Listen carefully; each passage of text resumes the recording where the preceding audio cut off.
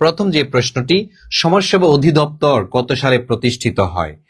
সমাজসেবা অধিদপ্তর এটা খুবই গুরুত্বপূর্ণ একটি মন্ত্রণালয়। সমাজসেবা মন্ত্রণালয়ের অধীনস্থ সমাজসেবা অধিদপ্তরটা, এটা যেমন এই ডিপার্টমেন্টে আপনাদের লোক নিয়োগের জন্য যে সার্কুলার হয়েছে, এখানে লাখ লাখ ভাই বোন দেখেছি এখানে অ্যাপ্লাই করেছে। সুতরাং আপনাদের এখান থেকে এই প্রশ্নটা আসবে, যারা সমাজসেবা অধিদপ্তরের যে কোনো ব্রাঞ্চে পরীক্ষা দিবেন এখান থেকে আপনি প্রশ্নটা পেয়ে যাবেন। বলেন, সমাজসেবা অধিদপ্তর কত সালে প্রতিষ্ঠিত হয়? 1961 সালে, 1974 সালে, 1984 সাল, নাকি 1971 সাল? কত সালে এই সমাজসেবা অধিদপ্তর প্রতিষ্ঠিত হয়েছিল? এই তো দেখছি, এই তো আপনারা অ্যান্সার করে ফেলেছেন, সেটা হচ্ছে 1961 দিয়েছেন। কারা কারা বলেন? Yes yes. Okay, thank you so much Yasin Bin, আপনাকে ওয়েলকাম আমাদের ক্লাসে, সপরিবারে ক্লাসটি দেখার জন্য।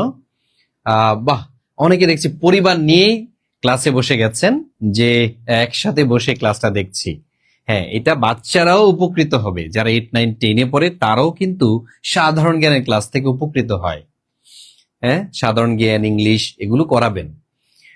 আচ্ছা, এবার আমি যেটা বললাম, সমাজসেবা অধিদপ্তর কত সালে প্রতিষ্ঠিত হয়? 1961 সালে। ডান? যদি এটা হয়ে থাকে লিখবেন ডান। আলহামদুলিল্লাহ, ডান। কি বলেন? ডান। ওকে, ফাইন। তাহলে আসেন দ্বিতীয় প্রশ্ন। এখানে বলা আছে যে চীন দেশের কোন ভ্রমণকারী গুপ্ত যুগে বাংলাদেশের আগমন করেন? এই প্রশ্নটাও এসেছে সমাজসেবা অধিদপ্তরের একটা পরীক্ষাতে।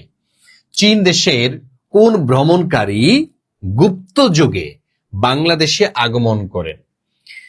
এটা কি আইসিং, নাকি ফাহিয়েন, নাকি হিউয়েনসাং, নাকি ইবনে বতুতা? এটা আপনাদের কাছে জানতে চেয়েছে। মনে রাখবেন, চীন দেশের যেই ব্যক্তি বাংলাদেশে এবং ভারতে পরিভ্রমণ করেছিলেন তিনি হচ্ছেন পরিব্রাজক ফাহিয়েন।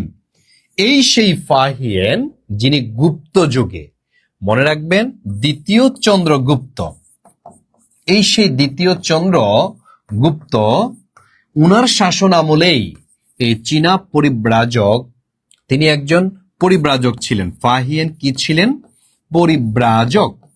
তাহলে এই সেই পরিব্রাজক ফাহিয়েন তিনি সফর করেছেন। আবার পরীক্ষাতে আসে পরিব্রাজক কি?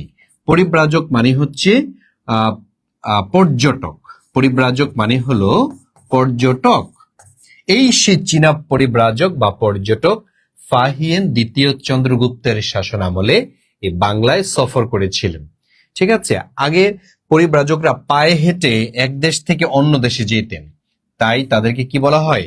পরিব্রাজক বলা হয়। আবার এটাকে সাংবাদিকও বলা চলে। ঠিক আছে, সংবাদ দিতেন। তখন তো এরকম আনুষ্ঠানিক সাংবাদিকতা ছিল না, তাই না? তো আনুষ্ঠানিক সাংবাদিকতা ওইরকম ছিল না, তখন বইয়ের মাধ্যমে এটা লেখা হতো। ঠিক আছে, এই কারণে আমরা সাংবাদিক এটাকে বলতে পারি না, এটাকে বড় জোরে পর্যটক বলতে পারি বা পরিদর্শক বলতে পারি। তাহলে চীনা পরিব্রাজক ফাহিয়েন কার সময়ে আসছিলেন? এই দ্বিতীয় চন্দ্রগুপ্তের শাসন আমলে বাংলায় সফর করেছিলেন। ঠিক আছে, বাংলায় সফর করেছিলেন। জি হ্যাঁ হ্যাঁ, সঠিক বলছেন। কঠিন মনে হয়, পরে দেখলে সোজা। পরীক্ষার হলে হ্যাঁ কঠিন মনে হয়, এই প্রশ্নগুলো দেখলেই আপনারা হঠাৎ করে সেন্সলেস হয়ে যান। আল্লাহ, এত কঠিন প্রশ্ন, অথচ পরীক্ষার হল থেকে বের হওয়ার পরে মনে হয় যেন সব প্রশ্ন আপনি পারেন। ও এটা তো পারি, এটা তো পারি, অথচ আপনি দিয়ে আসেন নেই, তাই না? এমন হয়। তো এই যে বিষয়গুলো। তারপর আসেন ইখতিয়ার উদ্দিন মোহাম্মদ বিন বখতিয়ার খিলজি। এই যে ইখতিয়ার উদ্দিন মোহাম্মদ বিন বখতিয়ার খিলজি কত সালে বাংলা জয় করেন? 1200 সালে, 1204 সালে, নাকি 1212 সালে, নাকি 1211 সালে? তার মানে ত্রয়োদশ শতকে ইখতিয়ার উদ্দিন মোহাম্মদ বিন বখতিয়ার খিলজি এই বাংলা জয় করেছিলেন।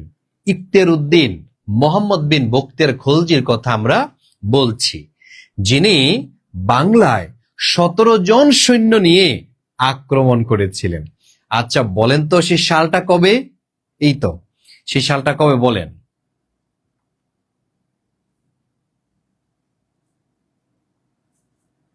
আচ্ছা,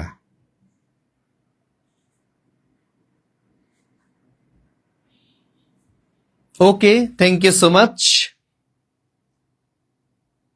থ্যাংক ইউ সো মাচ। তাইলে ইখতিয়ার উদ্দিন মোহাম্মদ বিন বখতিয়ার খলজি বাংলা জয় করেন 1204 সালে। বাংলা জয় করেন কবে? 1204 সালে ইখতিয়ার উদ্দিন মোহাম্মদ বিন বখতিয়ার খিলজি বাংলা জয় করেছিলেন। ওকে, এখন তখন বাংলা কি ছিল? এই যে বাংলা তখন দুইটা ভাগে বিভক্ত ছিল। কি কি? যেমন পূর্ববঙ্গ, পূর্ববঙ্গ এবং পশ্চিমবঙ্গ, পশ্চিমবঙ্গ তখন কিন্তু একসাথেই ছিল। ঠিক আছে, তো এই যে পশ্চিমবঙ্গের এবং পূর্ববঙ্গের কিছু অংশ দুইটা নামে বিভক্ত ছিল। ওই নামটা ছিল নদিয়া, মনে রাখবেন। একটা জায়গার নাম কি? নদিয়া, যার বর্তমান নাম কি? কুষ্টিয়া, তাই না? এই যে বর্তমান নাম হলো কুষ্টিয়া। এই কুষ্টিয়াতে আসলেন ইখতিয়ার উদ্দিন মোহাম্মদ বিন বখতিয়ার খিলজি। নদিয়ার তখন যিনি রাজা ছিলেন তার নাম ছিল রাজা লক্ষণ সেন, তাই না? এই সেই লক্ষণ সেন রাজা, যিনি সেন বংশের শেষ রাজা হিসেবে পরিচিত। তো এই লক্ষণ সেন তার এখানে রাজধানী ছিল। তার আরেকটা রাজধানী ছিল, সেটা হচ্ছে বিক্রমপুরে। আপনারা কি জানেন এই যে বিক্রমপুর, এটার বর্তমান নাম কি? বিক্রমপুরের বর্তমান নাম হলো মুন্সিগঞ্জ। এই সেই মুন্সিগঞ্জ, এই সেই মুন্সিগঞ্জ, এটা হচ্ছে বর্তমান নাম। তো এই বিক্রমপুরে একটা রাজধানী ছিল, আরেকটা রাজধানী ছিল হলো নদিয়াতে। তো যখন ইখতিয়ার উদ্দিন মোহাম্মদ বিন বখতিয়ার খিলজি এই 17 জন সৈন্য নিয়ে আসলেন, কতজন? 17 জন সৈন্য নিয়ে যখন তিনি আসলেন ব্যবসা করার জন্য, উনি মূলত আসছিলেন কি জন্য? এই ব্যবসা করার জন্য। কিন্তু লক্ষণ সেন পাইলেন ভয়, তিনি ভয়ে তিনি নদিয়া থেকে চলে আসলেন কোথায়? বিক্রমপুরে। তাহলে বাংলার প্রথম যে রাজা পালিয়েছিলেন, বাংলার প্রথম পলাতক রাজা যিনি, তিনি হচ্ছেন লক্ষণ সেন। তিনি কোথায় চলে আসলেন? বিক্রমপুরে চলে আসলেন। তো এসে দেখা গেল যে বিক্রমপুরের মানুষ জিনিসটা ভালোভাবে তাকে নেয়নি। তাহলে নিয়ে ফেলছে কাকে? এই বখতিয়ার খিলজিকে। বলল যে আমাদের রাজা তো পালিয়েছে, এখন থেকে আপনি আমাদের রাজা। তখন বখতিয়ার খিলজি এই 17 জন সৈন্য এবং পরবর্তীতে আরো অনেক সৈন্যকে তিনি ইনভাইট করেন। এসে বাস নদিয়া দখল হয়ে গেল। রক্তপাতহীন বাংলার যে অঞ্চল দখল করেছিল মুসলিমরা, সেটার নাম হলো নদিয়া, যার বর্তমান নাম হলো কুষ্টিয়া। তবে এখনো পশ্চিম বাংলায় নদিয়া নামে আছে ওই অংশটা, আর যে অংশটা বাংলাদেশ অংশে পড়েছে এটার নাম রেখেছে কুষ্টিয়া। বাস, এর মাধ্যমে বাংলা ইসলামের বীজ বপিত হয়। তাইলে যদি আপনাদের পরীক্ষায় প্রশ্ন আসে এই যে ইসলামের বীজ বপন, তাহলে বাংলা ইসলামের বীজ বপন করলেন কে? এ মোহাম্মদ বখতিয়ার খিলজি, ইখতিয়ার উদ্দিন মোহাম্মদ বখতিয়ার খিলজি বাংলা ইসলামের বীজ বপন করলেন। এর পর কারা এসেছিলেন? যেমন আসছিলেন খান জাহান আলী 14 শতকে। এই যে খান জাহান আলী, আপনার নাম শুনেছেন, এই খান জাহান আলী আসছিলেন। তারপর কে আসছিলেন? শাহজালাল ইয়ামনি রহমতুল্লাহ আলাই, শাহজালাল এবং শাহপরান, শাহজালাল এবং শাহপরান রহমতুল্লাহ আলাই, ওনারা হচ্ছে এসে ইসলাম প্রচার করলেন। ঠিক আছে, তাহলে শাহজালাল এবং শাহপরান রহমতুল্লাহ আলাই ওনারা এসে ইসলাম প্রচার করলেন। তার মানে মোহাম্মদ বিন বখতিয়ার খিলজির পরে কিন্তু এই ঘটনাগুলো। খান জাহান আলী আসলেন কোথায়? তিনি আসলেন বাগেরহাটে। এই বাগেরহাট তখন মানুষের বসবাসের অনুপযোগী ছিল। তিনি বন জঙ্গল কেটে ফেললেন কিছু অঞ্চলে খাল খনন করলেন, কিছু অঞ্চলে দিঘি খনন করলেন, মসজিদ বানালেন, বাজার বানালেন, আবার মসজিদের মধ্যে তিনি বিচার করতেন। এইভাবে বাগেরহাটটাকে তিনি উর্বর ভূমিতে পরিণত করেছিলেন। যদিও তিনি ছিল একজন সেনাবাহিনী, সেই তুরস্ক থেকে তিনি চলে আসছিলেন সেনাবাহিনীর চাকরি ছেড়ে। ঠিক আছে, এসে তিনি এখানে ইসলাম প্রচার করেছিলেন। তো এখন আপনাদের যদি প্রশ্ন করা হয় যে ভারতবর্ষে প্রথম ইসলামের বীজ বপন করেন কে? যদি পারেন কমেন্টে জানান। ভারতবর্ষে ইসলামের বীজ প্রথম কে বপন করেছিলেন? দেখি কমেন্টে জানান তো, কে বলতে পারবেন? বাহ, বলতে পারবেন? ভারতবর্ষে প্রথম ইসলামের বীজ। এই ক্লাস কিন্তু শেয়ার হয় না, আপনারা কিন্তু ক্লাসটা শেয়ার করেন নাই, অনেকেই দেখছি। আর না হয় এত অল্প শেয়ার হতো না। ঠিক আছে, আমি এই কারণে ক্লাস অনেকটা কমিয়ে দিয়েছি, আরো কমিয়ে দিব, শুধু আপনাদের যদি সাপোর্ট না থাকে। ওকে, সাপোর্ট থাকতে হবে, নাহলে আমাদের পেজেরই মানে ক্লাস কমে যাবে, আপনাদের জন্য ফ্রি ক্লাস। যেন আমাদের কিন্তু ভর্তিকৃত ভাই বোন যারা আছেন তারা কিন্তু সিরিয়াস, তারা ক্লাস করে, এই জন্য তাদের ক্লাসও কিন্তু হচ্ছে। কিন্তু আপনাদের জন্য ক্লাসগুলো উন্মুক্ত করা হয়, কিন্তু আপনারা যত্ন নেন না এই ক্লাসগুলো।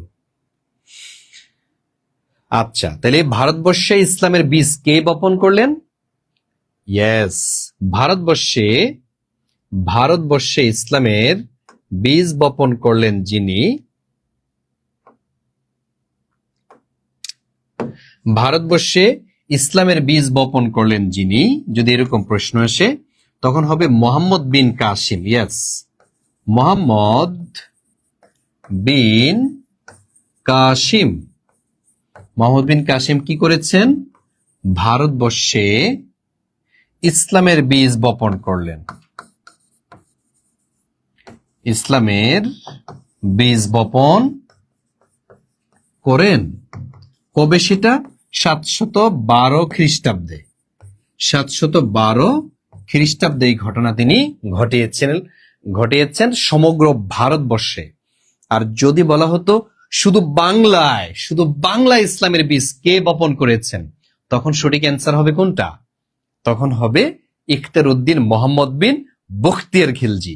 কিন্তু যখন বলা হবে সমগ্র ভারতবর্ষে, ভারতবর্ষ বলতে কোনটা? ভারত, পাকিস্তান, শ্রীলঙ্কা, ভুটান, নেপাল, মিয়ানমার, বাংলাদেশ, এগুলো সবটা মিলে হচ্ছে ভারতবর্ষ। এই সেই মোহাম্মদ বিন কাসিম, যিনি 712 খ্রিস্টাব্দে ভারতবর্ষে ইসলামের বীজ বপন করেছিলেন। ওকে, এই হচ্ছে মানে বিষয়, এটার সাথে রিলেটেড। এরপর থেকেই বাংলাদেশে পীর, ওলি, আউলিয়া, গাউস, কুতুব আগমন ঘটা শুরু করলো। যেমন বাংলাদেশে কত ওলি আউলিয়া আসছিল, যেমন 360 আউলিয়ার মাজার। আপনারা কি জানেন 360 আউলিয়ার মাজার এটা কোথায় অবস্থিত? এটা হলো সিলেটে অবস্থিত। 360 আউলিয়ার মাজার, এটা সিলেটে। তারপরে যদি বলে 12 আউলিয়ার মাজার, দেখেন 12 আউলিয়ার মাজার এটা কোথায়? 12 আউলিয়ার মাজার এটা হচ্ছে চট্টগ্রাম, এই চট্টগ্রামে। তারপরে বাইজিদ বুস্তামি রহমতুল্লাহ আলাইয়ের মাজার, বাইজিদ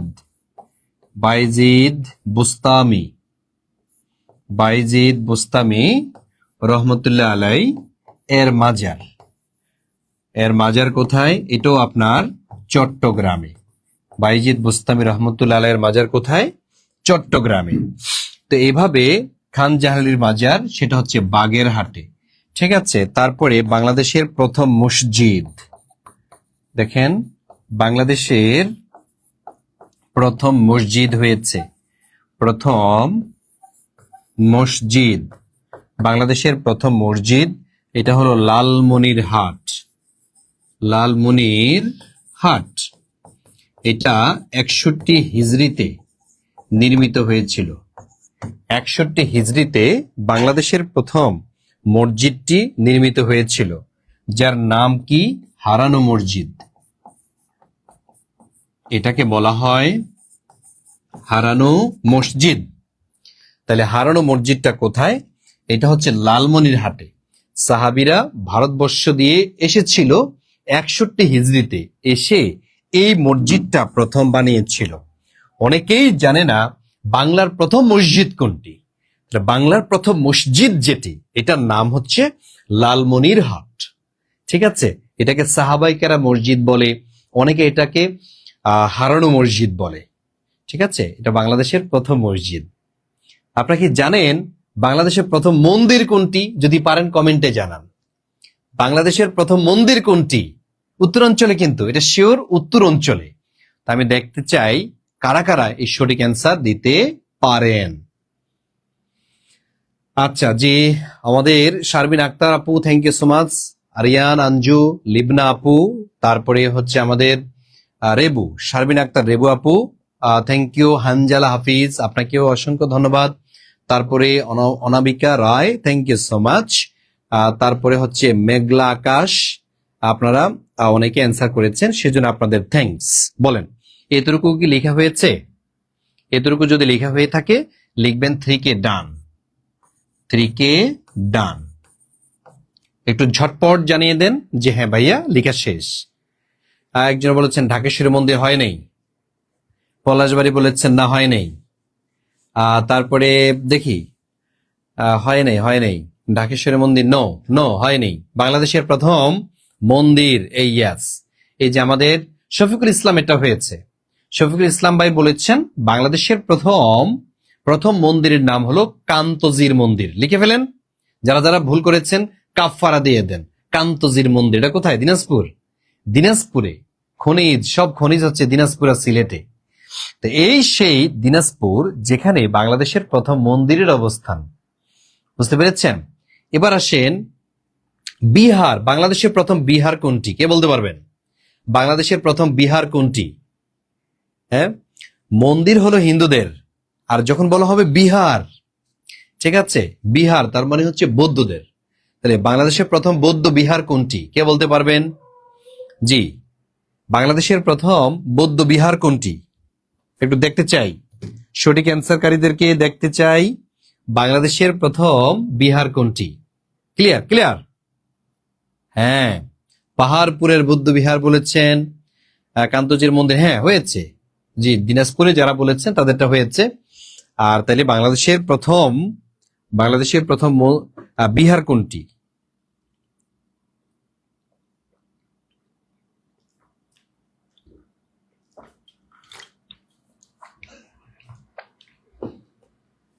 বাংলাদেশের প্রথম বিহার, জি, সোমপুর বিহার। ইয়েস, বাংলাদেশের প্রথম বিহার পাহাড়পুরের বৌদ্ধ বিহার বা সোমপুর বিহার। এবং উপমহাদেশের মধ্যে সবচেয়ে বড় বিহার ছিল এটি। উপমহাদেশের মধ্যে তৎকালীন সময়ে সবচেয়ে বড় বিহার ছিল।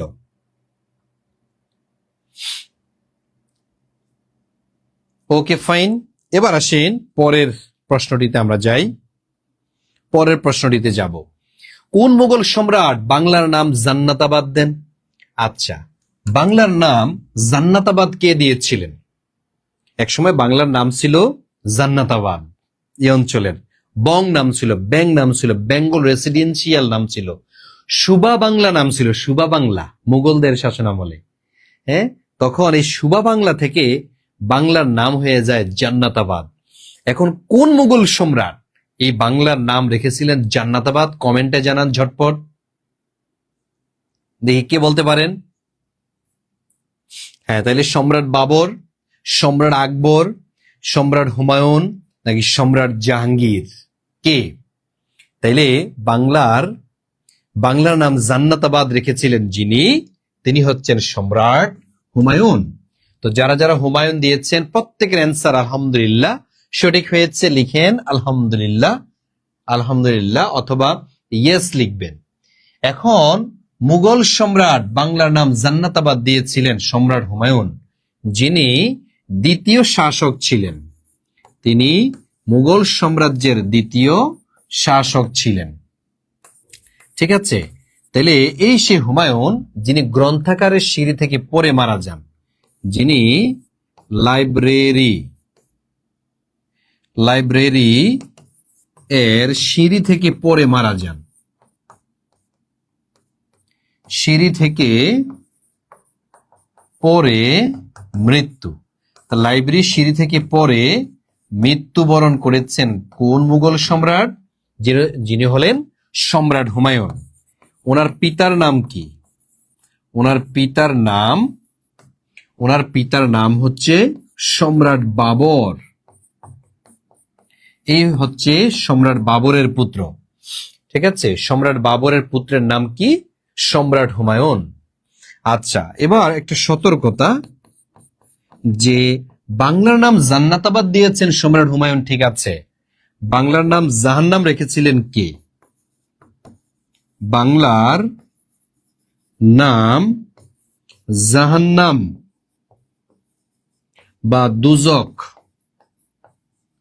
দুজক রেখেছিলেন যিনি, তার নাম কি? তার নাম হচ্ছে ইবনে বতুতা, পরিব্রাজক ইবনে বতুতা। এই সে ইবনে বতুতা যিনি মরক্কোর একজন পরিব্রাজক ছিলেন। তার একটি বই ছিল কিতাবুর রেহলা।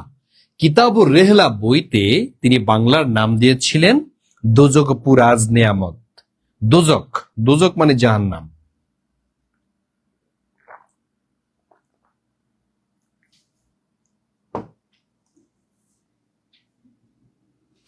জি, দোজকপুর আজ নিয়ামত, এটা নাম দিয়েছিলেন কে? মরক্কোর পরিব্রাজক ইবনে বতুতা। এবার বিশ্বকাপে মরক্কো খুব ভালো খেলেছে। এই সেই মরক্কো, যে মরক্কোতে বিশ্বের প্রথম বিশ্ববিদ্যালয়টি হয়েছিল। বিশ্বের প্রথম যে বিশ্ববিদ্যালয়, এটা হয়েছিল আফ্রিকার দেশ মরক্কোতে, যারা বিশ্বকাপ ফুটবলে খুব ভালো খেলেছে। এই সেই মরক্কো, যে দেশেতে জন্মিয়েছিলেন পরিব্রাজক ইবনে বতুতা। পরিব্রাজক ইবনে বতুতার জন্ম এখানেই। তো এই হচ্ছে বিষয়, আমরা মোগল সম্রাট সম্পর্কে জানলাম। এবার আপনাদের পরের প্রশ্নটা কি? সরকারের বয়স্ক ভাতা কর্মসূচিটি নিচের কোন? হ্যাঁ, জি, ভর্তি হওয়া যাবে। আমার ক্লাস চলাকালীন সময়ে আপনি ভর্তি হতে পারবেন। আমার যতক্ষণ পর্যন্ত ক্লাস চলবে ততক্ষণ পর্যন্ত এই অফারটি থাকবে, ঠিক আছে? হ্যাঁ, ইংলিশের যে কোর্সটা, এটা হচ্ছে সম্পূর্ণ কোর্স মাত্র 750 টাকা দিয়ে, শুধু ইংলিশ 750 টাকা দিয়ে আপনি পাবেন। ইয়েস, এখন আসেন, সেভ নাম্বারে পাঠাবেন। হ্যাঁ, এই যে নাম্বার, এটা। বয়স্ক ভাতা কর্মসূচিটি নিচের কোন অধিদপ্তরের মাধ্যমে বাস্তবায়িত হয়? মহিলা বিষয়ক অধিদপ্তর, সমাজসেবা অধিদপ্তর, যুব উন্নয়ন অধিদপ্তর, প্রাথমিক শিক্ষা অধিদপ্তর। দেখেন তো, এগুলা আপনাদের চাকরির জন্য না হলেও তো জানতে তো হচ্ছে। এগুলো আপনাকে এগুলা জানতে হবে না? বয়স্ক ভাতা কবে থেকে শুরু করা হয়েছিল? মুক্তিযুদ্ধ ভাতা বাংলাদেশে কত সাল থেকে দেয়া শুরু করেছিল? বিধবাদের জন্য যে ভাতা, এটা কত সাল থেকে দেয়া শুরু করেছিল? তারপর কাবিখা কত সালে চালু হয়েছিল, কাজের বিনিময়ে খাবার, ঠিক আছে? এই যে কত সালে চালু হয়েছিল, এটা ধারণা তো রাখা জরুরি। অনেকে বলে এগুলো দরকার কি? এগুলো দরকার আছে ভাইয়া, ঠিক আছে? এগুলো দরকার আছে, কত সাল থেকে চালু করেছে। তাহলে এটা জানলে পরে মানুষজন নতুন চিন্তা আসবে মাথায়, যে না, আমি নতুন কিছু সৃষ্টি করি, নতুন কিছু আবারও চালু করি। না জানলে, অভিজ্ঞতা না থাকলে মানুষ সামনে এগোতে পারে না, ঠিক আছে? অনেকে বলে যে এগুলোর দরকার নেই। দরকার আছে। বয়স্ক ভাতা কর্মসূচি নিচের কোন অধিদপ্তরের মাধ্যমে বাস্তবায়িত হয়? মহিলা বিষয়ক অধিদপ্তর, সমাজসেবা অধিদপ্তর, যুব উন্নয়ন অধিদপ্তর, তারপরে হচ্ছে প্রাথমিক শিক্ষা। না, এটা সমাজসেবা অধিদপ্তরের অধীনে। আর এটা চালু হয়েছিল কবে? 1998 সালে চালু। তাইলে কত সালে বলেন তো চালু? এটা চালু হয়েছিল 1998 সালে, যে বছর ভয়াবহ বন্যা হয়েছিল। আর এই বছরে বিধবা ভাতা চালু হয়েছিল। তো এই হচ্ছে একটা তথ্য। তারপরে এবার সবচেয়ে গুরুত্বপূর্ণ আরেকটা তথ্য আপনাদেরকে দিয়ে রাখি। এই টাইপের প্রশ্নগুলো ইদানিং বেশি আসে। এগুলো 90%, এগুলোকে এই কারণে আমি 90% দিয়ে পড়াই। এই টাইপের প্রশ্নগুলো, কোন ডিপার্টমেন্টের প্রধানকে কি বলে, নাসার প্রধানকে কি বলে, জাতিসংঘের প্রধানকে কি বলে, বাংলাদেশের রাষ্ট্রপতি উনি কোন অনুচ্ছেদ অনুযায়ী রাষ্ট্রপতি, অথবা বাংলাদেশ ব্যাংকের গভর্নরকে কি বলা হয়। এই যে কি বলা হয়, এটা থেকে আপনার একটা নাম্বার পরীক্ষাতে আসে। আসেন, সমাজসেবা অধিদপ্তরের প্রধান নির্বাহী কর্মকর্তার পদবি কি? সমাজসেবা অধিদপ্তরের প্রধান নির্বাহী কর্মকর্তার পদবি কি? মহাপরিচালক, নাকি প্রধান নির্বাহী, নাকি চেয়ারম্যান, নাকি নিয়ন্ত্রক? সমাজসেবা অধিদপ্তরের প্রধান নির্বাহী কর্মকর্তাকে কি বলা হয়?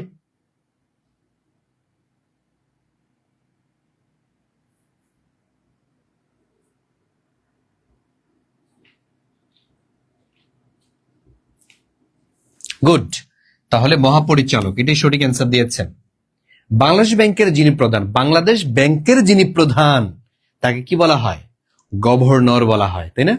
বাংলাদেশ ব্যাংকের যিনি প্রধান তাকে গভর্নর বলা হয়। জাতিসংঘের যিনি প্রধান তাকে চেয়ারম্যান বলে, তাকে মহাসচিব বলে। তাহলে এক একটা পদের পদবীর নাম কিন্তু আলাদা, ঠিক আছে? হ্যাঁ, ঠিক বলেছেন। অনেকে সঠিক অ্যান্সার দিচ্ছেন আপনি।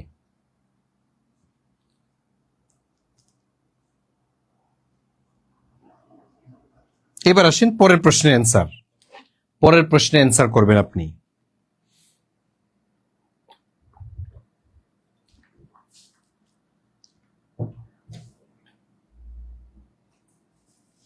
এবার আসেন বাংলাদেশ সংবিধানের কত অনুচ্ছেদে রাষ্ট্রীয় পরিচালনার মূলনীতি হিসেবে সামাজিক নিরাপত্তার কথা বলা হয়েছে?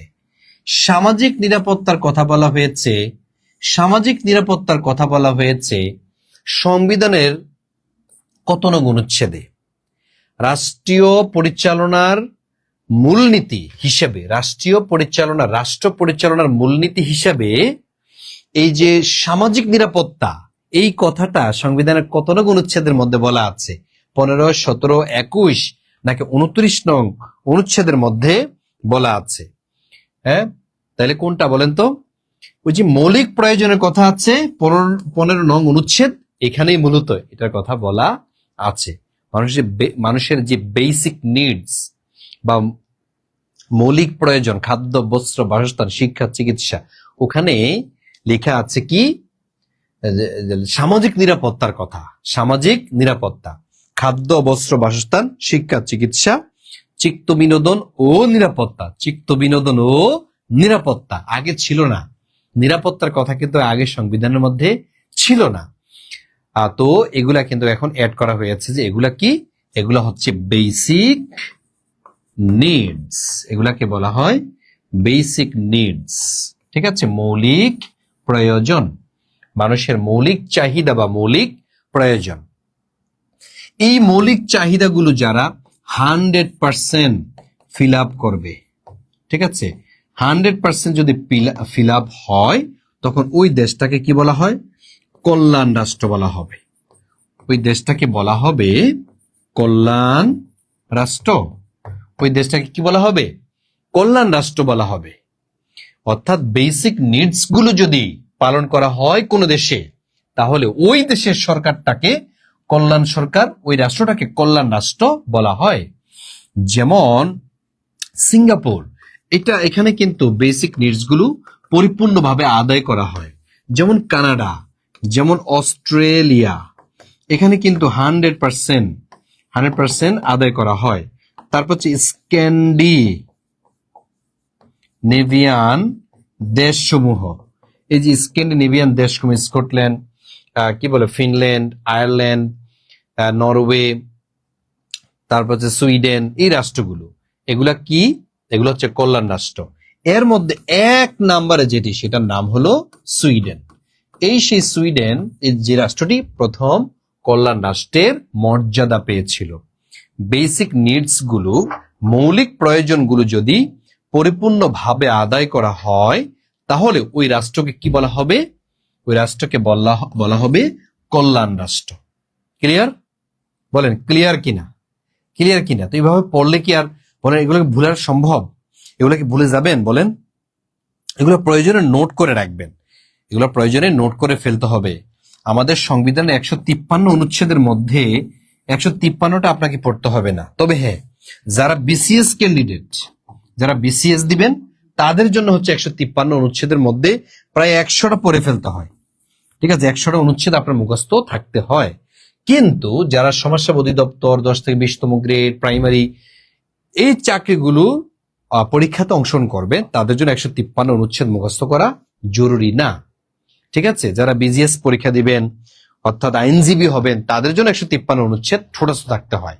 সংবিধান প্রায় মুখস্থ থাকতে হয়, বুঝতে হয়। কিন্তু আপনাদের জন্য বাছাইকৃত কয়েকটা অনুচ্ছেদ পড়লেই যথেষ্ট।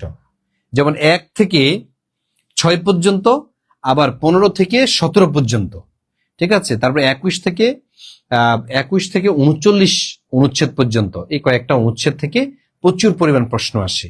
এরপরে 5-7টা, অনুচ্ছেদ। আমি সংবিধানের উপরে ধারাবাহিক ক্লাস নিয়েছি আমাদের এখানে যারা ভর্তি হয়েছিল তাদের, ঠিক আছে, তাদেরকে বলে দিয়েছি কোনগুলা পড়বেন কোনগুলা পড়বেন না। আচ্ছা, এবার আসেন বাংলাদেশের জাতীয় সমাজসেবা দিবস কত তারিখে পালিত হয়? সমাজসেবা দিবস, সমাজসেবা অধিদপ্তর আমরা জানলাম 1961 সালে পাকিস্তান আমলে প্রতিষ্ঠিত হয়েছে, কিন্তু জাতীয় সমাজসেবা দিবস পালন করে।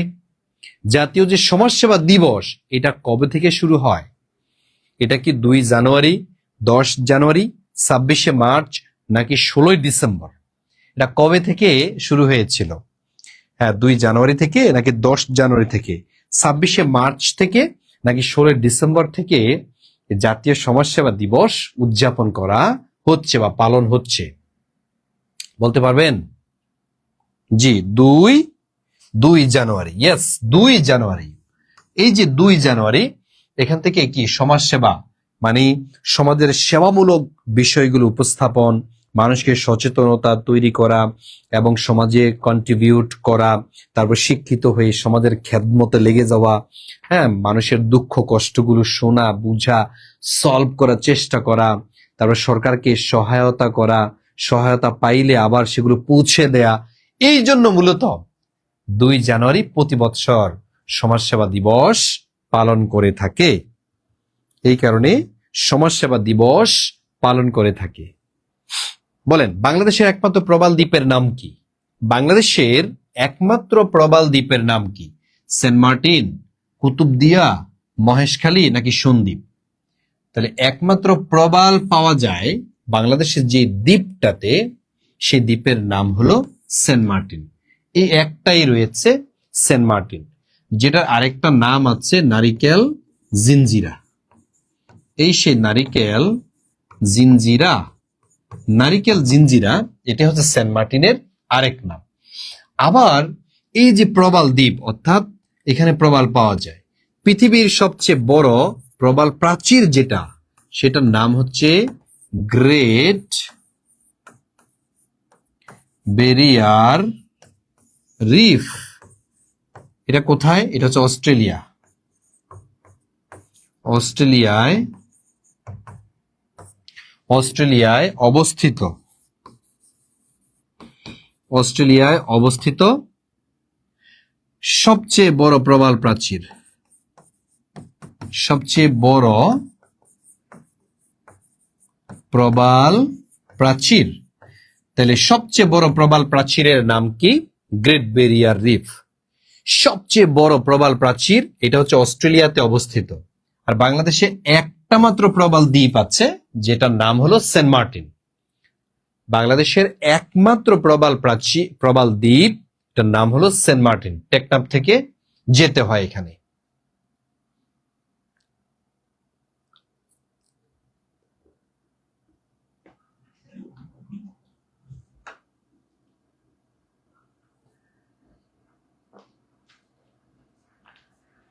ক্লিয়ার? বলেন না ক্লিয়ার কিনা। ক্লিয়ার হইলেও বলবেন, না হইলেও বলবেন। প্রশ্ন থাকলেও করতে পারবে, আমি কিন্তু দেখি আপনাদের প্রশ্ন, দেখি আপনাদের প্রশ্নগুলো, আমি দেখি, চেষ্টা করি আপনাদের প্রশ্নের আলোকে পড়ানোর জন্য। যেহেতু পরীক্ষাটা আপনারা দিবেন, আপনাদের মতো করে যদি পড়া না হয় তাহলে আমার ক্লাস নেওয়াটা ব্যর্থ হবে।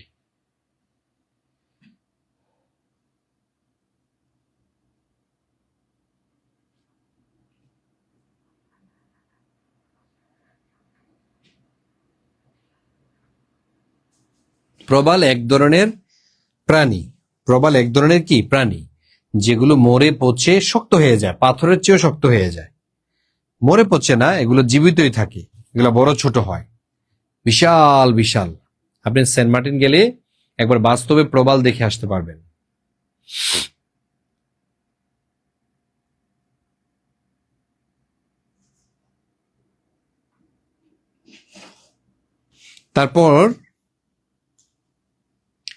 তারপর দেখি পদ্মা সেতুর দৈর্ঘ্য কত কিলোমিটার। দেখেন, এই প্রশ্নটাও কিন্তু সমাজসেবা অধিদপ্তরে এসেছে। মনে আছে আপনাদের? পদ্মা সেতুর দৈর্ঘ্য কত kilometre? 6.15 kilometre, 5.15 kilometre, 7.15 kilometre, 6.50 kilometre. তাহলে এখানে সঠিক অ্যান্সার কোনটা হবে? সঠিক অ্যান্সার হবে 6.15 কিলোমিটার। এটা হচ্ছে পদ্মা সেতুর দৈর্ঘ্য। তাহলে পদ্মা সেতুর দৈর্ঘ্য সেটা হচ্ছে 6.15 কিলোমিটার। পদ্মা সেতুর দৈর্ঘ্য হলো 6.15 কিলোমিটার। তারপরে আরেকটা প্রশ্ন দেখেন, ঐতিহাসিক মুজিবনগর সরকার কত তারিখে শপথ গ্রহণ করেছিলেন?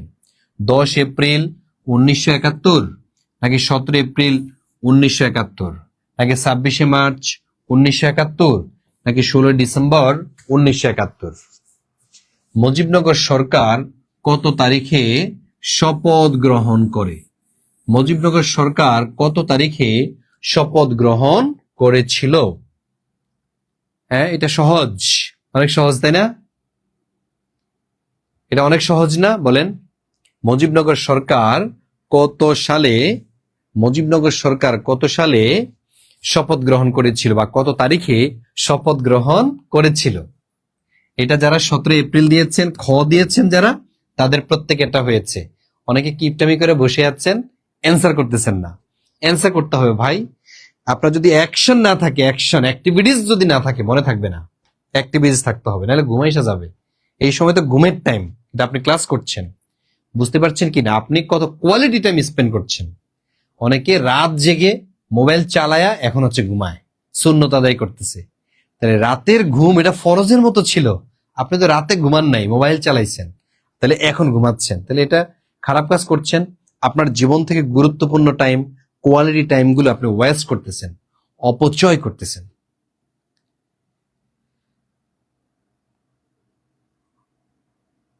তাহলে 17 এপ্রিলে। আর মুজিবনগর সরকার গঠিত হয়েছিল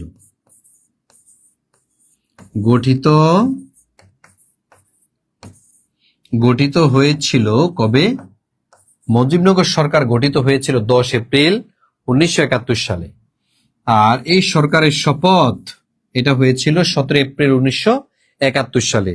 বাংলাদেশের যুদ্ধ পরিচালনার সুবিধার্থে 11টি সেক্টরে বাংলাদেশকে ভাগ করা হয়েছিল। 11টি সেক্টর এবং 64টি সাব সেক্টরে বাংলাদেশকে ভাগ করা হয়। এই 64 পরবর্তীতে 64টি জেলা রূপান্তর করা হয়। প্রথমে ছিল কয়টি? প্রথমে ছিল 19টি, পরে 78 সালে জামালপুরকে যুক্ত করে এই 20টিকে জেলা রূপান্তর করা হয়েছে 78 সালে। তাই এই 20টি জেলাকে বাংলাদেশের বৃহত্তর জেলা বলা হয়। তাহলে 20টি জেলাকে বাংলাদেশের বৃহত্তর জেলা বলা হয়। কেন বলা হয়? কারণ এই 20টা জেলাকেই পরবর্তীতে 64 জেলায় রূপান্তর করা হয়। এই পর্যন্ত আর বাংলাদেশে কোনো জেলায় রূপান্তর করা হয় না। বাংলাদেশে এই পর্যন্ত আর 64টির পরে আর কোনো জেলা মানে ঘোষণা করা হয় না। তবে উপজেলা হয়েছে, যেমন 500 উপজেলা হয়েছে, কিন্তু জেলা যে সেই 64টি ছিল, এখনো 64টাই রয়েছে। আচ্ছা, বাংলাদেশের জাতীয় সঙ্গীতের রচয়িতা কে? তাহলে খুব কঠিন একটা প্রশ্ন। এই প্রশ্নের অ্যান্সার আপনারা করেন দেখি। বাংলাদেশের জাতীয় সঙ্গীতের রচয়িতা কে? এই প্রশ্নটা সমাজসেবা অধিদপ্তরে আসছে। অনেকে ভাবছে জাতীয় সঙ্গীতের রচয়িতা মনে হয় চেঞ্জ হয়েছে, এই জন্য কেউ দিয়ে আসছে রবি ঠাকুর, কেউ জীবনানন্দ, কেউ কাজী নজরুল, যে যেমনি পারছে অ্যান্সার দিয়ে আসছে। কারণ এটা মনে হয় চেঞ্জ, পরিবর্তন হয়েছে। আর বেশি সহজ প্রশ্ন করলে এগুলো মাথার মধ্যে কাজ করে। তাহলে বাংলাদেশের জাতীয় সঙ্গীতের রচয়িতা কে? আমার সোনার বাংলা আমি তোমায় ভালোবাসি, এটা রচয়িতা হচ্ছেন আমাদের রবীন্দ্রনাথ ঠাকুর। রবীন্দ্রনাথ ঠাকুর এটা রচয়িতা। এটা ছিল 25 লাইন, পরবর্তীতে 10 লাইনকে জাতীয় সঙ্গীত ঘোষণা, আর 4 লাইন যেটা, এটা হচ্ছে যন্ত্র সঙ্গীত হিসেবে স্বীকৃতি পেয়েছে। যন্ত্র সঙ্গীত কত লাইন? 4 লাইন। আর জাতীয় সঙ্গীত কত লাইন? 10 লাইন। মূলত এটা কত লাইন ছিল? 25 লাইন ছিল। আমাদের যে জাতীয় সঙ্গীতটা, এই যে জাতীয় সঙ্গীত, এটা হচ্ছে বাউল গানের অনুকরণে, বাউল গানের অনুকরণে রচিত। তাহলে বাউল গানের অনুকরণে রচিত হলো আমাদের জাতীয় সঙ্গীত। আর এই সেই জাতীয় সঙ্গীত যেটার ইংরেজি অনুবাদ করেছিলেন যিনি, তাকে বলা হয় অনুবাদক। ইংরেজি অনুবাদক সৈয়দ আলিয়া হোসেন। সৈয়দ আলিয়া হোসেন জাতীয় সঙ্গীতের ইংরেজি অনুবাদক সৈয়দ আলিয়া হোসেন। জাতীয় সঙ্গীতের ইংরেজি অনুবাদক সৈয়দ আলিয়া হোসেন। জাতীয় সঙ্গীতের ইংরেজি অনুবাদক সৈয়দ আলিয়া হোসেন। জাতীয় সঙ্গীতের ইংরেজি অনুবাদক যিনি, তিনি হলেন কে? সৈয়দ আলিয়া হোসেন। এভাবে আপনাদের পড়তে হবে। আর যদি বলা হতো রণসঙ্গীত, তাহলে রণসঙ্গীত কত লাইন? 21 লাইন, তাই না? 21 লাইন। এটা হচ্ছে কে রচনা করেছেন? নজরুল। এটা কোন পত্রিকায় প্রকাশিত হয়েছিল? শিখা পত্রিকায়। শিখা পত্রিকায় প্রকাশ। তাহলে শিখা পত্রিকায় প্রকাশিত হয়েছিল এই রণসঙ্গীতটি। আর যদি বলা হয় আমার সোনার বাংলা, এটা কোন পত্রিকায়? বঙ্গদর্শন পত্রিকায়। বঙ্গদর্শন পত্রিকায় আমার সোনার বাংলা গানটি 1905 সালে কি হয়? প্রচারিত হয়েছিল বা প্রকাশিত হয়েছিল।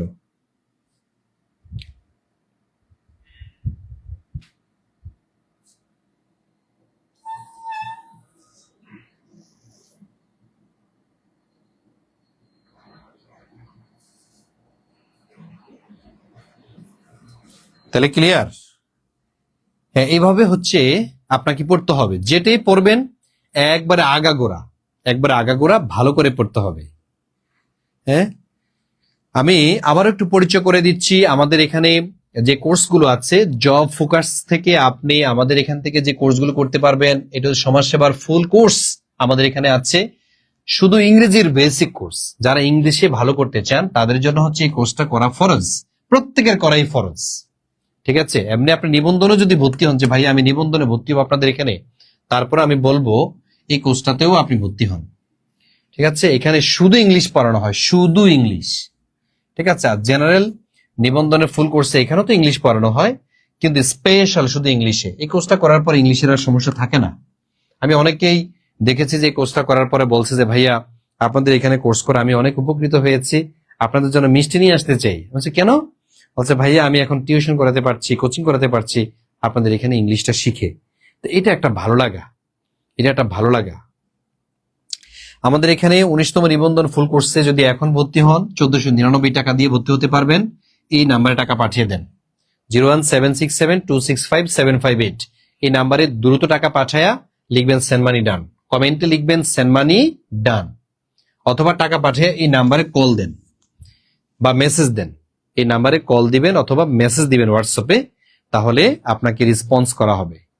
আপনাকে আমরা একটা পার্সোনাল গ্রুপে অ্যাড করে দিব। আর কেউ যদি রকেট নাম্বার ব্যবহার করতে চান, এই যে এই নাম্বারটা দেয়া আছে। আর শুধু বিকাশ নাম্বারের জন্য এই নাম্বারটাই সেম নাম্বার। ঠিক আছে? বিকাশের জন্য 01767265758। হ্যাঁ, এই যে। তো এটা হচ্ছে আপনাদের জন্যই এটা সুবিধাজনক।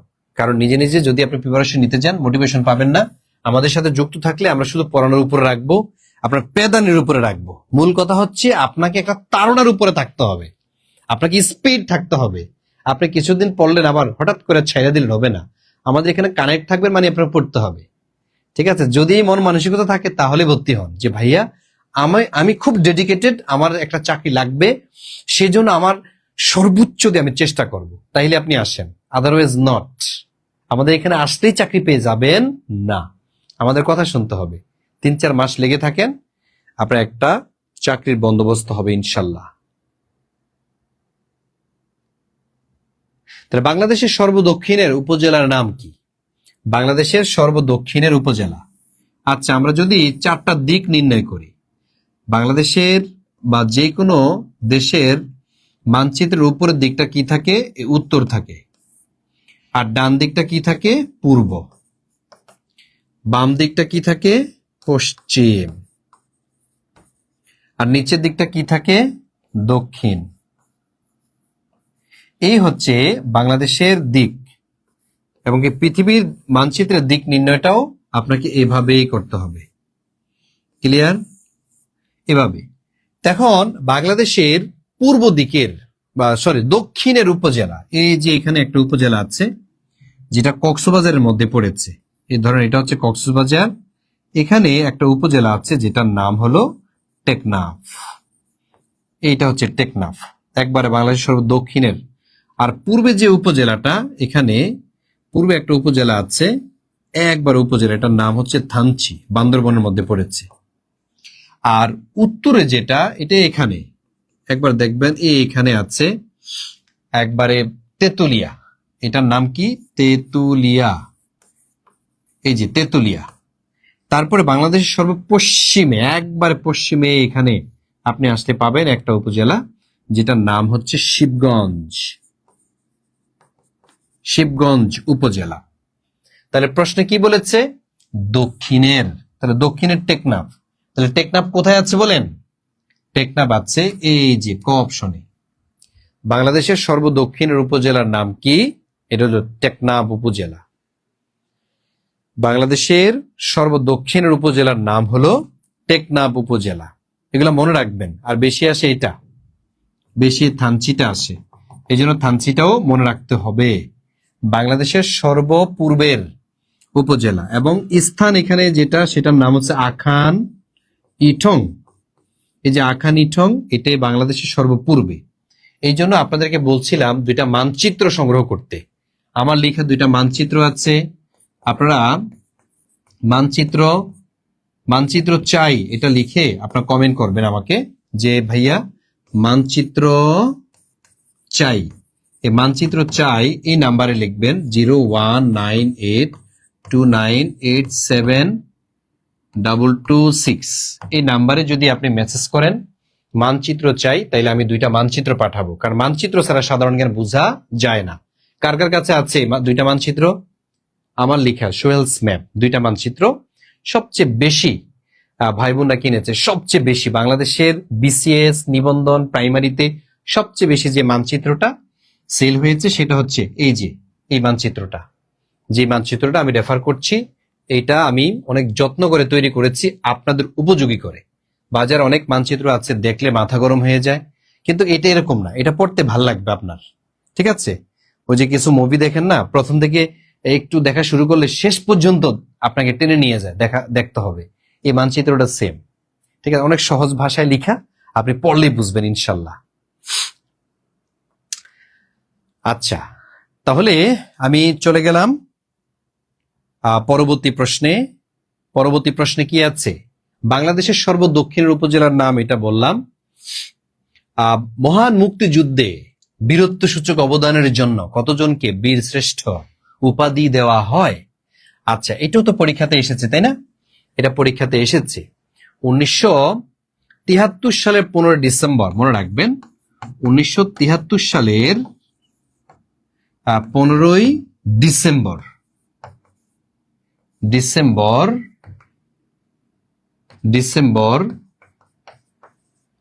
পদক প্রদান করা হয়। ঠিক আছে? 1973 সালের 15 ডিসেম্বর এই পদকটা প্রদান করা হয়েছিল। বুঝতে পেরেছেন? মহান মুক্তিযুদ্ধে বীরত্বসূচক অবদানের জন্য বীর শ্রেষ্ঠ উপাধি প্রদান করা হয়েছিল কতজনকে? হ্যাঁ, মানচিত্র চাই, এটা হচ্ছে এই নাম্বারে আপনারা মেসেজ দিতে হবে। এই নাম্বারে মেসেজ দিলে পরে আপনারা হচ্ছে পেয়ে যাবেন। এই যে এই নাম্বার 01982987226। ঠিক আছে? আমি কুরিয়ারে পাঠিয়ে দেব, কুরিয়ারে 01982987226। ওকে ভাই? হ্যাঁ, এই নাম্বারে পাঠাবেন। তো যেটা বলছিলাম সেটা হচ্ছে আমাদের মুক্তিযুদ্ধ অবদানের জন্য সর্বশ্রেষ্ঠ যেই খেতাব, সর্বশ্রেষ্ঠ যে পদক বা পুরস্কার, ঠিক আছে, বা খেতাব, এটা আসলে কোনটা? এটা হচ্ছে বীর শ্রেষ্ঠ। এটা কতজনকে দেওয়া হয়েছে? 7 জন, 68 জন, 175 জন, নাকি 426 জন? অনেকে কনফিউজড হয়ে যায়। কারণ কি? তারা ক্রমটা ধরতে পারেনি। 1 2 3 4, চারটা ক্যাটাগরিতে খেতাবগুলো দেওয়া হয়েছে। প্রথম কাকে দেওয়া হয়েছে? বীর শ্রেষ্ঠ। এই বীর শ্রেষ্ঠ হচ্ছে 1 নাম্বার মর্যাদা। তারপরে কি আছে? বীর উত্তম। তারপরে কি আছে? বীর বিক্রম। তারপরে হলো বীর প্রতীক। এই হচ্ছে চারটা ক্যাটাগরিতে এই পদকগুলোকে ভাগ করা হয়েছে বা খেতাবগুলোকে ভাগ করা হয়েছে। এরা হচ্ছে 1 নাম্বার খেতাবে রয়েছে, 2 নাম্বার রয়েছে এটা, 3 নাম্বারে, 4 নাম্বারে এভাবে এসেছে। তাহলে বীর শ্রেষ্ঠ সবচেয়ে কম, যারা হচ্ছে মাত্র কতজন? 7 জন। বীর শ্রেষ্ঠ খেতাব পেয়েছেন কতজন? সেটা হলো 7 জন।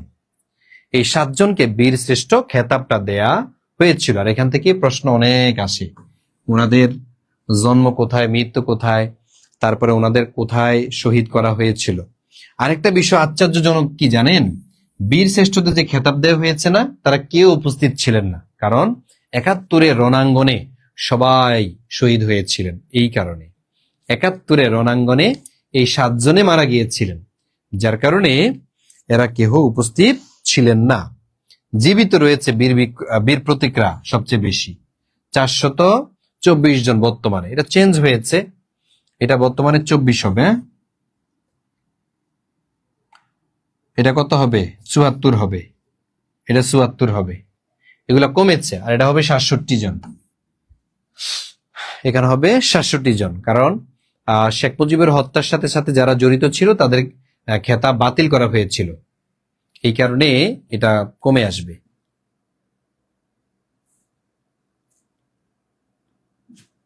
তারপরে দেখেন COP26 জলবায়ু সম্মেলন কোথায় অনুষ্ঠিত হয়েছিল? COP26, এটা নিয়ে আপনারা কনফিউজড হয়ে যাবেন। COP26 কি 26 সালে হয়েছে? হ্যাঁ, নো, COP26 কিন্তু 26 সালে না, 26 দেখে ভাইবেন না, এটা 26 সালে হয়েছে। তাইলে COP26 এটা 24-এর 22-এর COP26টা। এখন তো হবে COP30, তাই না? এখন যেটা হবে সেটা হচ্ছে COP30, যেটা হবে কোথায় এটা আমি একটু পরে বলছি। তারপর হচ্ছে COP31ও হবে। এগুলো নভেম্বরে, সাধারণত অক্টোবর নভেম্বরে মিটিংটা হয়ে থাকে, জলবায়ু সম্মেলন। তো COP26 যেটা, এটা হয়েছে স্কটল্যান্ডের গ্লাসগোতে। স্কটল্যান্ডের গ্লাসগোতে হচ্ছে এই COP26 অনুষ্ঠিত হয়েছিল। আর COP30 যেটা, এটা অনুষ্ঠিত হবে কোথায়? COP30 এটা অনুষ্ঠিত হবে তুরস্কে। ঠিক আছে, এটা অনুষ্ঠিত হবে তুরস্কে। COP30 অনুষ্ঠিত হবে তুরস্কে।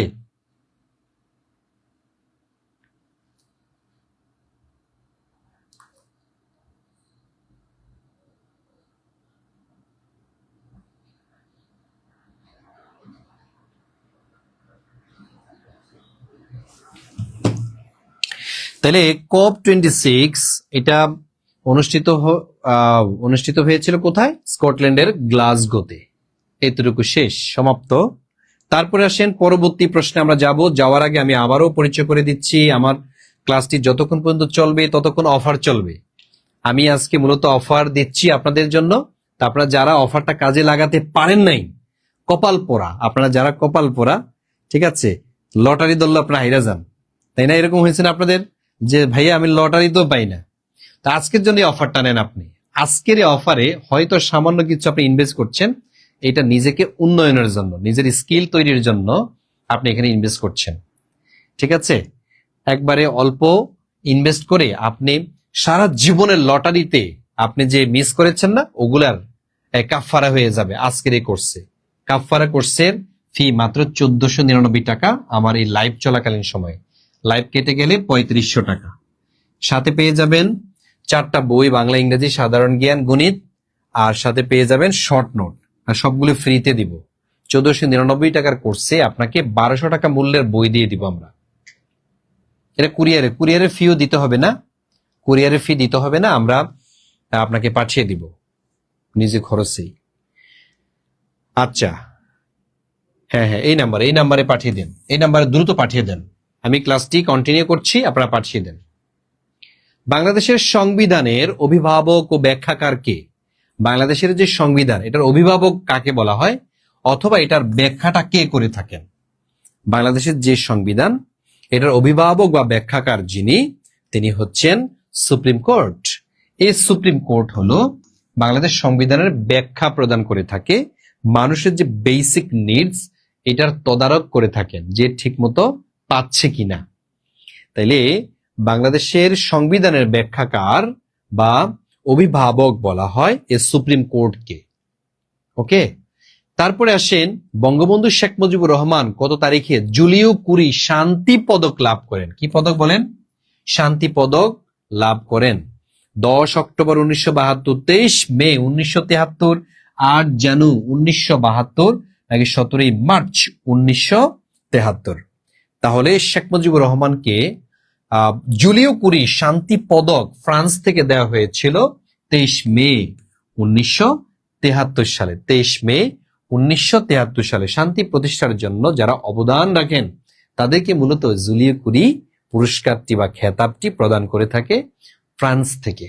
ওকে, তারপরে এখানে আছে বাংলাদেশের একমাত্র কৃত্রিম উপগ্রহ বঙ্গবন্ধু স্যাটেলাইট 1, যেটার বর্তমান নাম কি? বাংলাদেশ স্যাটেলাইট। এটার বর্তমান নাম হলো Bangladesh satellite. Bangladesh satellite 1।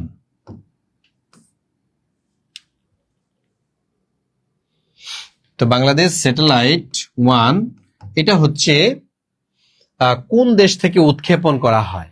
Bangabandhu satellite 1, যার বর্তমান নাম বাংলাদেশ স্যাটেলাইট 1, এটি কোন দেশ থেকে উৎক্ষেপণ করা হয়? হুট করে অনেকে ফ্রান্স দিয়ে দেয়, অথচ ফ্রান্স হচ্ছে এখানে ভুল। তাহলে এখানে সঠিক অ্যান্সার কোনটা হবে? কোন দেশ থেকে উৎক্ষেপণ করা হয়েছিল 2000 কত সালে? 2018 না 22? কোন দেশ থেকে উৎক্ষেপণ করা হয়েছিল? এটা হলো মার্কিন যুক্তরাষ্ট্র। এই মার্কিন যুক্তরাষ্ট্র থেকে এই স্যাটেলাইট 1 উৎক্ষেপণ করা হয়েছিল।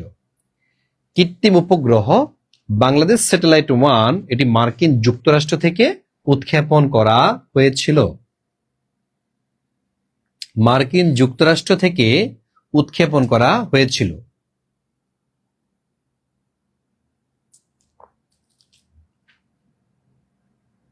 হ্যাঁ, আসবে স্যাটেলাইট সম্পর্কে প্রশ্ন আসবে আপু, স্যাটেলাইট সম্পর্কে প্রশ্ন আসবে।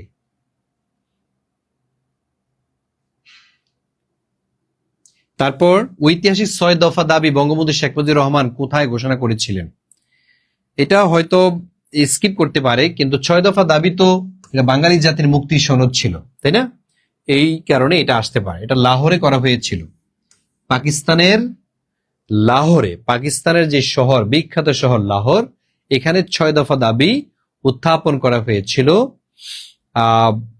এটা হলো 1966 সালে, যেটাকে বাঙালি জাতির মেঘনা কার্টা বলা হয়।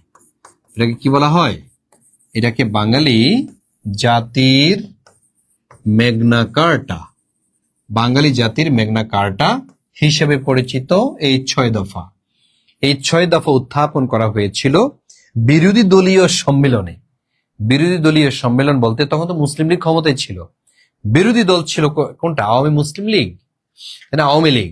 এই বিরোধী দলীয় সম্মেলনে এটা উত্থাপন করা হয়েছিল লাহোরে। তারপরে দেখেন আন্তর্জাতিক মাতৃভাষা দিবস। হ্যাঁ, আমি আবারও একটু স্মরণ করে দিচ্ছি, আমাদের এখানে যদি আপনি রকেটে পাঠাতে চান, রকেটও পাঠাতে পারবেন ভাই, রকেটও পাঠাতে পারবেন আপনি ইচ্ছা। অথবা এই যে এটা হচ্ছে বিকাশ নাম্বারটা একটু ভালো করে দেখে নেন, 01767265758, এই নাম্বার একটাই, এই নাম্বার বিকাশ নগদ সেন্ড মানি করবেন। আসেন, আন্তর্জাতিক মাতৃভাষা দিবস 21শে ফেব্রুয়ারি ইউনেস্কো কর্তৃক কত সালে স্বীকৃতি পায়? ইউনেস্কো, এই যে UNESCO, United Nations Educational Scientific and Cultural Organization, যেটা হলো শিক্ষা, সংস্কৃতি, তারপরে হচ্ছে বৈজ্ঞানিক একটি সংস্থা, যেটি বিশ্বের বিভিন্ন ঐতিহাসিক বা বিষয়গুলোকে স্বীকৃতি প্রদান করে থাকে। তেমনি ভাবে 21শে ফেব্রুয়ারিকে আমাদের বাংলাদেশের যে 21শে ফেব্রুয়ারি আগে ভাষা দিবস ছিল, এটাকে আন্তর্জাতিকভাবে স্বীকৃতি দিয়েছে যে সবাই এটা পালন করতে হবে। আগে 21শে ফেব্রুয়ারি আমরাই শুধু পালন করতাম, এখন সারা পৃথিবীর মানুষজন 21শে ফেব্রুয়ারিকে মাতৃভাষা দিবস পালন করে। এটা কত সাল থেকে? এটা হলো 1999 সাল থেকে। 1999 সাল থেকে 17 নভেম্বর, তাই না? তা আমি যদি ভুল না করি 17 নভেম্বর 1999 সালে ইউনেস্কো কর্তৃক স্বীকৃতি পায় আমাদের 21শে ফেব্রুয়ারি। আপনারা কে বলতে পারবেন 21শে ফেব্রুয়ারির পূর্বে আমাদের ভাষা দিবস কোনটি ছিল? 21শে ফেব্রুয়ারির পূর্বে আমাদের ভাষা দিবস কোনটি ছিল? কমেন্টে জানান তো।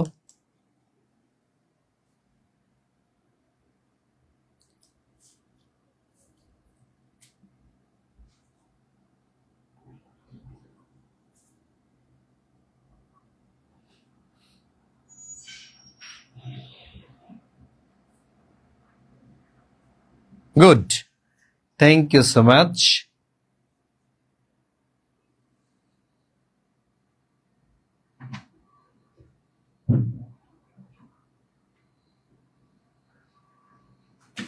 ফ্রান্সে বানানো হয়েছিল, কিন্তু উৎক্ষেপণ হয়েছিল আমেরিকায়। উৎক্ষেপণ করা হয়েছিল কোথায়? আমেরিকায়।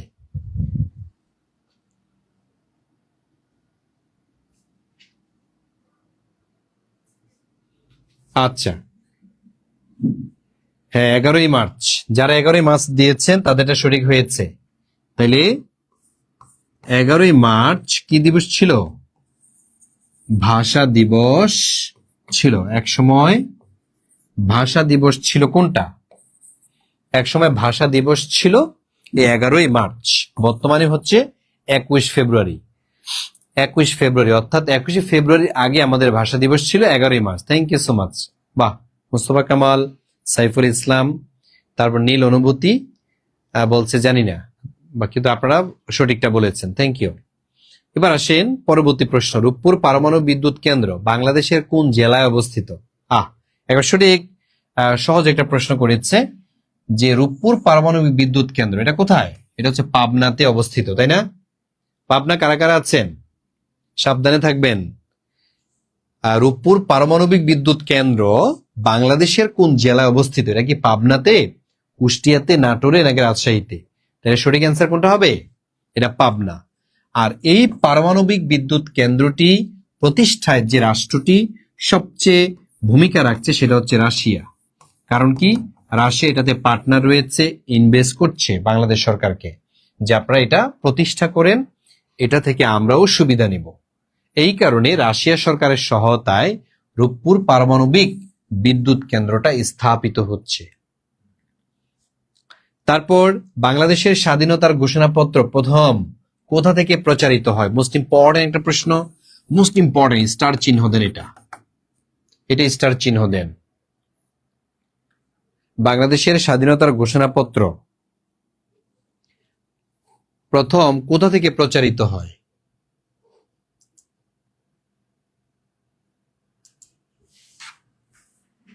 কোথা থেকে প্রচারিত হয়? গুড। ঢাকা নাকি কালুরঘাট, চট্টগ্রাম, মুজিবনগর নাকি মেহেরপুর? আমি একটা টেকনিক শিখিয়েছিলাম, 4টা অপশনের মধ্যে যেটা একটু বড় দেখবেন সাধারণত ওইটা হয়, তবে এত ছোট ছোট অপশনে না, হয়তো বড়। যেমন ডেফিনেশন টাইপের যে প্রশ্নগুলো, যে অপশনগুলো, ওখানে দেখা যায় বড় যে লাইনটা ওইটা উত্তর হয়ে যায় 4টা অপশনের মধ্যে।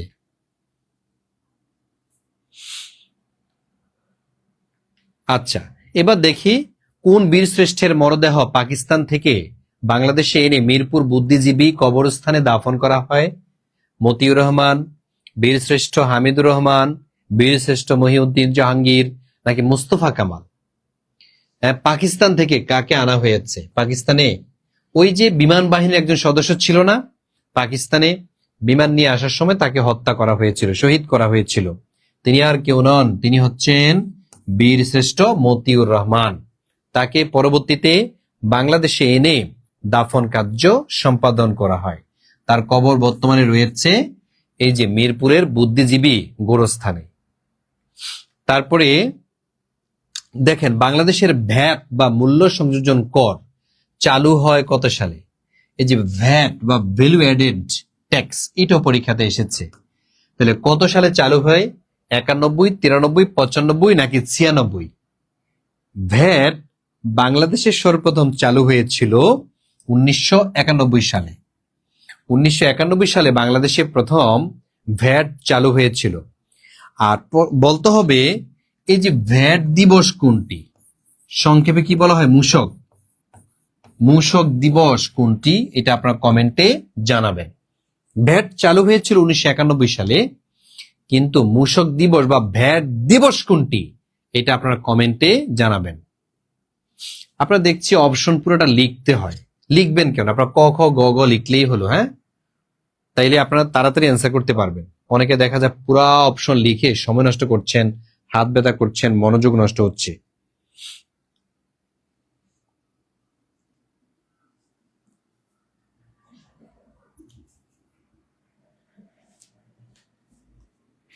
বাংলাদেশের ভ্যাট বা মূল্য সংযোজন কর চালু হয়েছিল 1991 সালে। Thank you.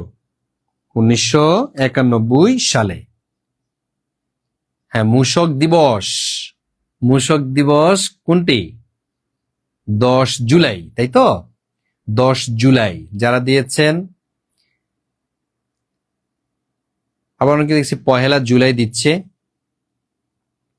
না, 1 জুলাই না, 10 জুলাই হবে সঠিক অ্যান্সার। 26, গ্রিন পিস কোন ধরনের সংগঠন? মানবাধিকার, পরিবেশবাদী সংগঠন, অর্থনৈতিক নাকি দাতব্য?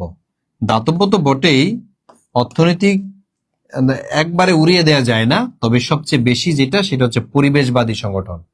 গ্রিন পিস নেদারল্যান্ড ভিত্তিক একটি পরিবেশবাদী সংগঠন। গ্রিন পিস কোন দেশ ভিত্তিক? এটা হচ্ছে এই যে নেদারল্যান্ডস ভিত্তিক একটি পরিবেশবাদী সংগঠন। গ্রিন পিস হচ্ছে নেদারল্যান্ডস ভিত্তিক একটি সংগঠনের নাম। তারপর ইউরোপীয় ইউনিয়ন একক মুদ্রা ইউরো কত সালে চালু হয়েছিল? তাহলে ইউরোপীয় ইউনিয়নের একটা মুদ্রা আছে। ইউরোপীয় ইউনিয়নের একমাত্র যে মুদ্রাটা, ইউরোপীয় ইউনিয়নের যে একমাত্র মুদ্রা, এটার নাম কি? ইউরো। তো ইউরো চালু হয়েছিল কত সালে?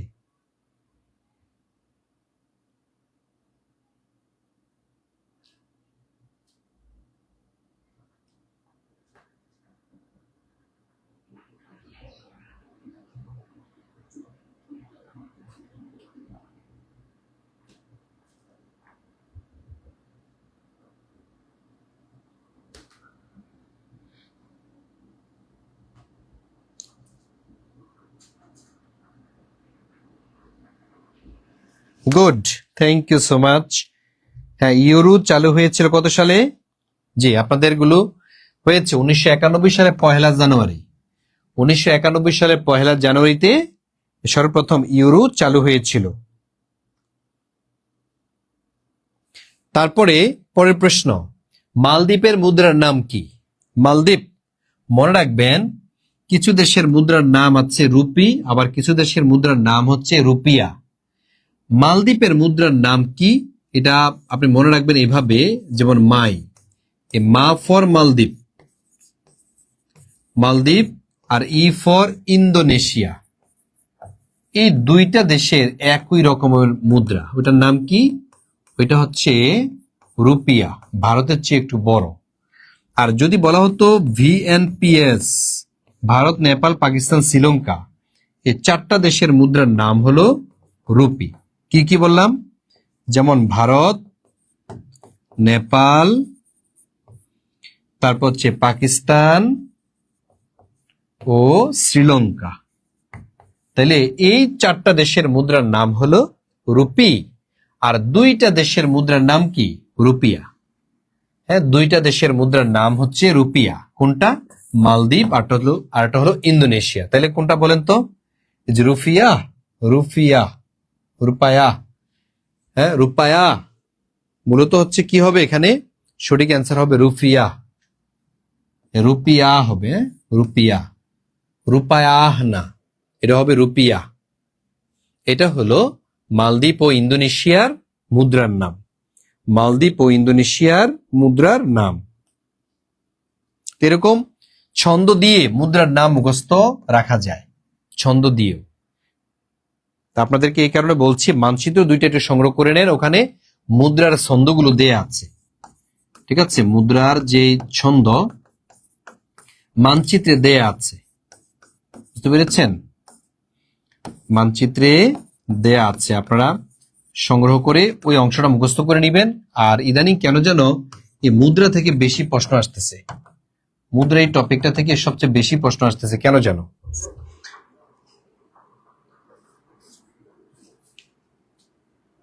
এইটা চার্জ কি শেষ? এবার আসেন, মানব দেহের স্বাভাবিক রক্তচাপ কত? মানব দেহের স্বাভাবিক রক্তচাপ কত? 120/80 মিলিমিটার নাকি 100/70 মিলিমিটার, 140/90 মিলিমিটার, 110/60 মিলিমিটার? মানব দেহের স্বাভাবিক যে রক্তচাপ, এর বেশি হলে তো শেষ, তাই না? আমরা শেষ হয়ে যাই। মানব দেহের স্বাভাবিক যে রক্তচাপ সেটা হচ্ছে 120/80 মিলিমিটার, তাই তো? মানব দেহের স্বাভাবিক রক্তচাপ 120/80 মিলিমিটার। গুড। তারপর আন্তর্জাতিক আদালত এর সদর দপ্তর কোথায়? ICJ, international court of justice, এটা full meaning. International court of justice. এই যে ইন্টারন্যাশনাল কোর্ট অফ জাস্টিস, এটার সদর দপ্তরটা কোথায়? জেনেভা, হেগ, নিউ ইয়র্ক নাকি ভিয়েনা? হ্যাঁ, সুইজারল্যান্ডের জেনেভা।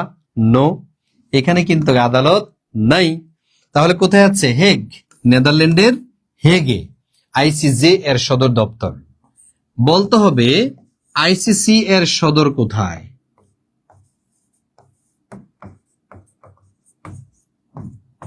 আইসিসি এর সদর দপ্তর কোথায় এটা বলতে হবে আপনাদেরকে।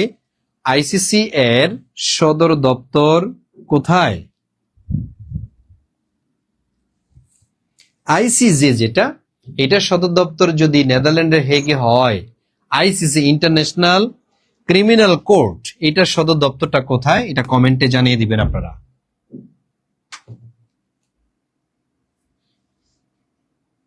গুড। তাহলে সেটাও কোথায়? নেদারল্যান্ডের হেগে। তো মজার বিষয় কি জানেন, আইসিসি জাতিসংঘের বিশেষায়িত নয়, বা আইসিসি জাতিসংঘের কোন সংস্থা নয়, অথচ আইসিজে জাতিসংঘের মূল 6টার মধ্যে একটি। জাতিসংঘের মূল 6টি সংস্থার মধ্যে একটি হলো আইসিজে, কিন্তু আইসিসি যেটা, এটা জাতিসংঘের কোনো বিশেষায়িত সংস্থা না। এই হচ্ছে পার্থক্যটা।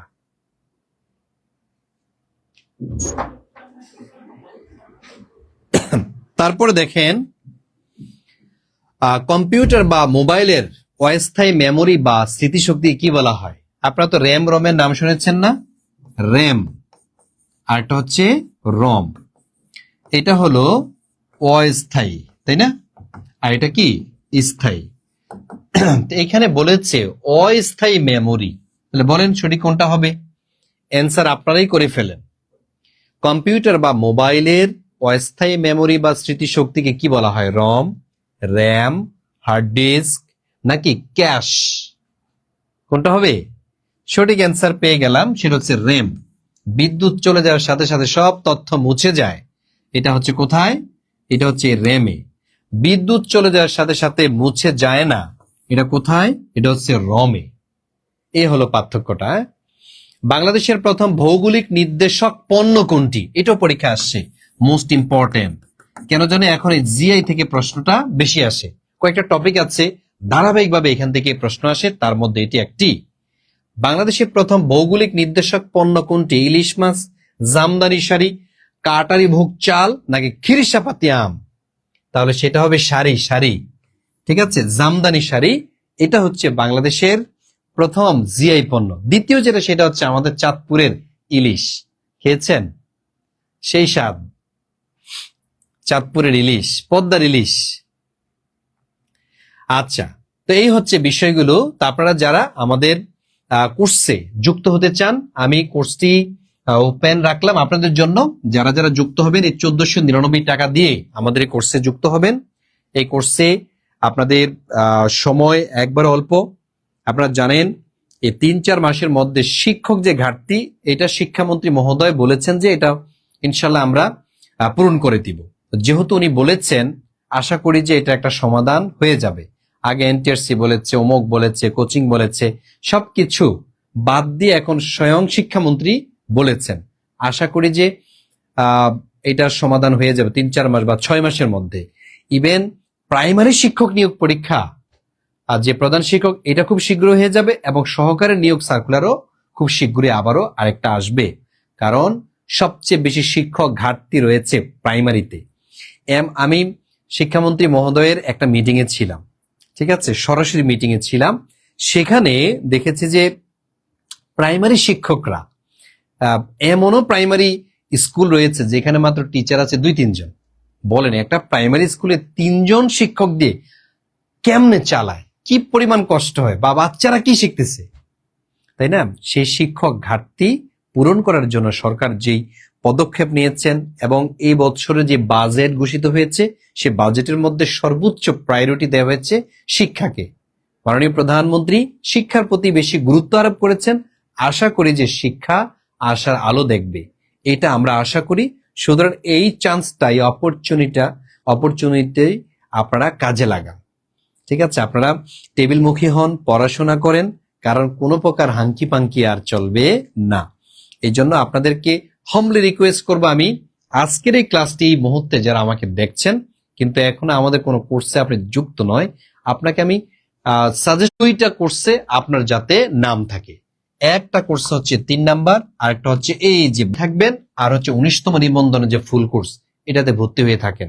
যখন সার্কুলার হবে তখন দেখবেন আপনি রিভিশনে আসছেন, ঠিক আছে? অনেকে তখন ভর্তি হবে, কিন্তু আপনার কি হয়ে গেল, অলরেডি এই কোর্সটা কমপ্লিট হয়ে গেছে, এখন রিভাইজ করছেন। কারণ কি, আমাদের এখানে থাকবে রেকর্ড ক্লাস। প্রত্যেকটা রেকর্ড ক্লাস আপনি কয়েকবার ইচ্ছা করলে দেখতে পারেন, কয়েকবার, 5 বার, 7 বার, 10 বার দেখেন। শুধু ইন্টারনেট খরচ হবে, বুঝতে পেরেছেন? ডেটা খরচ হবে, কিন্তু আপনার ক্লাসে তো নতুন করে ভর্তি হতে হচ্ছে না। আর একটা জিনিস ধরেন, যে আমার ক্লাসটা এতক্ষণ পর্যন্ত আপনি করলেন, এটা যদি আরেকবার করেন তাহলে আর কি লাগে? 3 বার যদি করেন, সোহেল স্যারের মতো আপনি কপি পেস্ট করতে পারবেন, আপনি ক্লাস নিতে পারবেন। আরে এটা তো আমি নিতে পারতেছি, ইভেন সোহেল ভাইয়ার চেয়েও আপনি ভালোভাবে নিতে পারবেন, এটা আমি বিশ্বাস করি। আমার চেয়েও ভালোভাবে নিতে পারবেন আপনি ক্লাস। 3 বার ক্লাস করার কি থাকে বাকি, বলেন?